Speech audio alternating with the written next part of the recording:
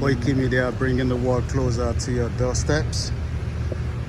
While we wait for the British Prime Minister Keir Starmer to come out of the door, the question is, why has the British government failed in their duty to call the Nigerian government on the issues of the Fulani terrorists that has massacred many Nigerians in their homes, in their sleeps, children? Can the British government shy away and accept the same thing if these were British children being killed in their bed, in their homes?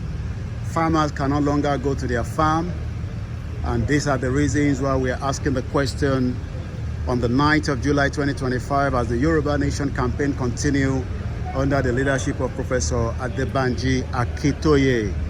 My question to the British Prime Minister is, why have you failed, to take the responsibility today? Why have you shy away? Prime Minister, why have you not done anything with the killings happening in Nigeria?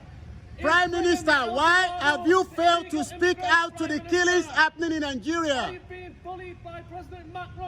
There are many killings in Nigeria, and the UK government has failed in their responsibility after creating Nigeria in 1914, fraudulent amalgamation. You failed. Many children have been massacred in their beds. If these were British citizen children, would you have said nothing?